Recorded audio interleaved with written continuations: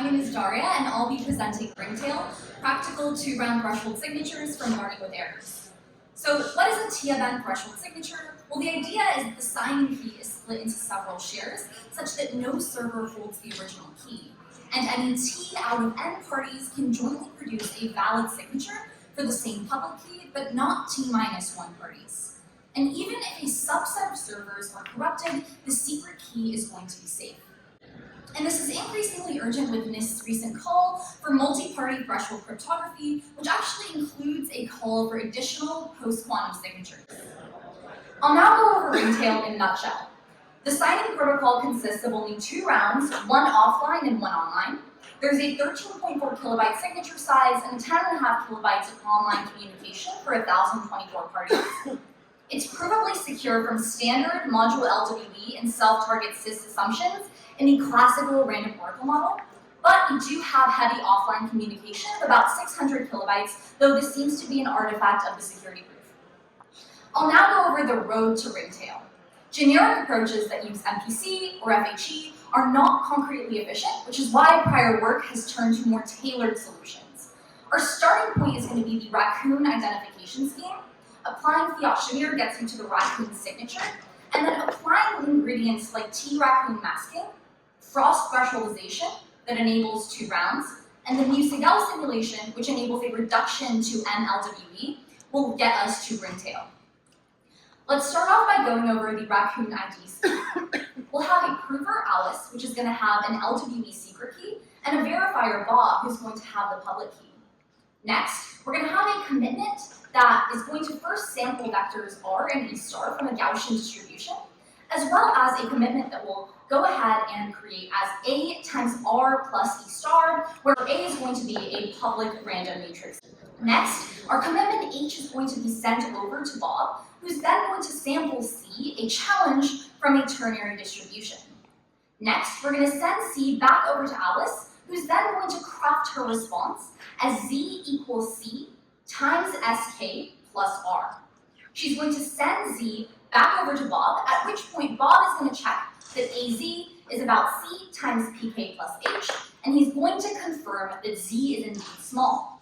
And if you do the math here, you'll find that because C times E plus E star itself is small, verification will pass if Alice used the proper secret key.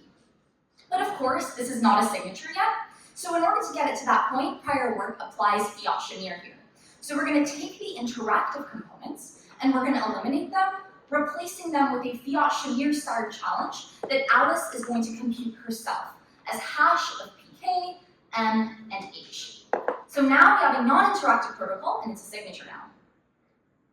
How can we thresholdize this? Well, as a starting point, we're going to have a gen function that distributes secret key shares that are Shamir secret shares of the LWE secret key vector. So let's see how this would work by zooming into one particular party. So in the offline phase, the party is going to go ahead and sample the vectors as before from the Gaussian distribution, but now they'll be specific to party I. Next, we're going to calculate the same commitment as before, but again, specific to party I. HI is going to be sent over to the other parties, who are then going to respond with their corresponding HJs. Now moving on to the online phase, the party is going to sum up together everyone's commitment contributions, and then we're going to do our same Fiat-Shamir style challenge calculation. Next, the party is going to calculate its signature contribution using its secret SKI, and then it's going to send its signature contribution to the other parties and receive them from the others as well. Now it's time to finalize, so we're simply going to add together everyone's signature contributions, resulting in the final signature. So this is a naive attempt at thresholdizing a lattice-based signature, and it seems to work on surface, but there are a few reasons why we're going to need our other ingredients today.